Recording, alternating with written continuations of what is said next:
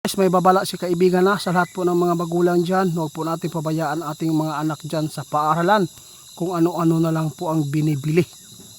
Nako, marami na talagang ginagawa ng mga tao ngayon para po tayo ay mabawasan.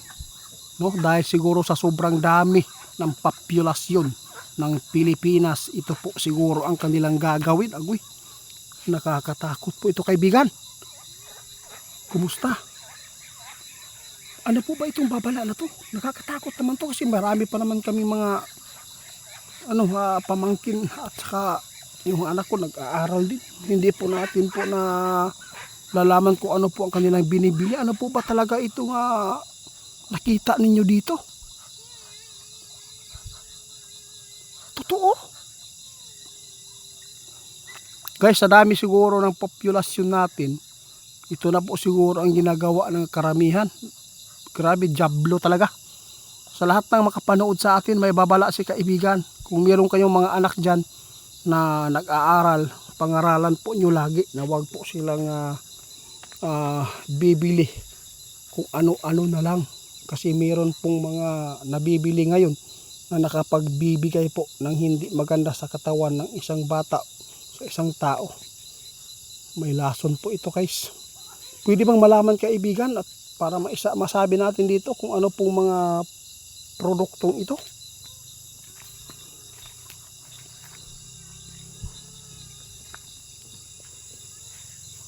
Ha? Guys, mauna ning giingon ni kaibigan.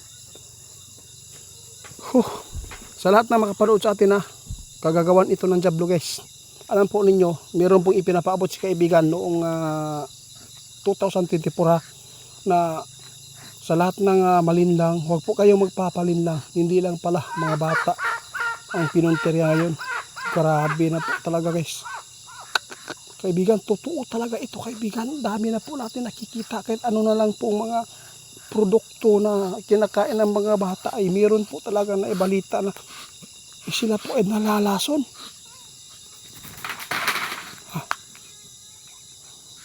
Guys, hindi po natin alam kung ano po ang produktong ito, basta ang binanggit ng ating kaibigan ngayon, wag po ninyong hayaan ng mga bata na kung ano-ano na lang binibili.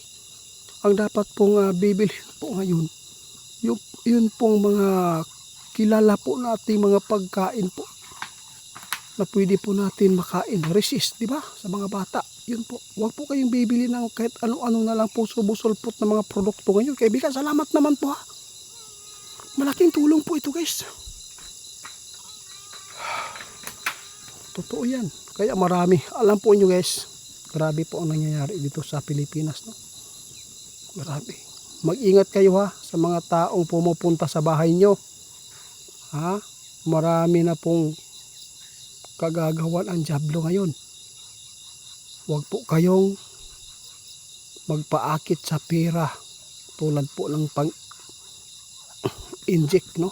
Kasi may bahay-bahay daw na nanlilin lang na hindi naman po dumadaan sa barangay na sinasabi na titingnan ang health mong katawan, no? Kung healthy ba yung kalusugan mo.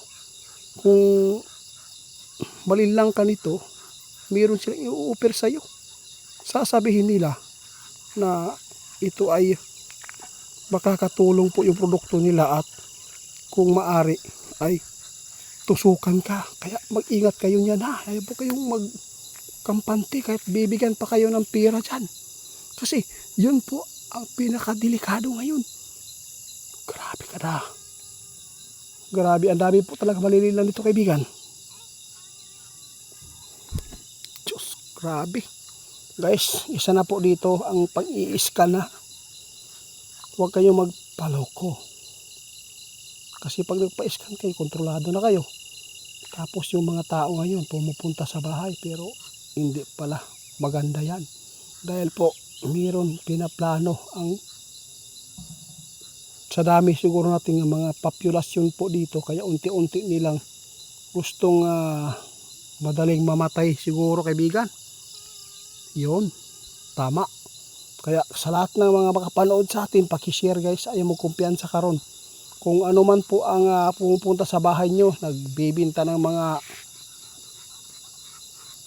gamot dyan na hindi po nyo kakilala, huwag po kayo bibili agad, huwag po kayo magpapaloko kung hindi po dumadaan po sa sa government, no?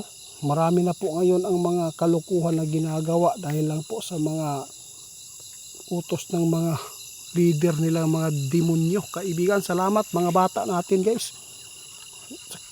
Kailangan ninyo na pangaralan lagi before sila pumupunta sa eskwela. Huwag po nyo pabayaan na kahit ano na lang produkto ang bibili para makakain nila. Hindi po lahat ng binibili doon sa mga tindahan posible, kasi marami pong mga naglalako na hindi po nila kakilala. Sus, kaibigan, salamat ha.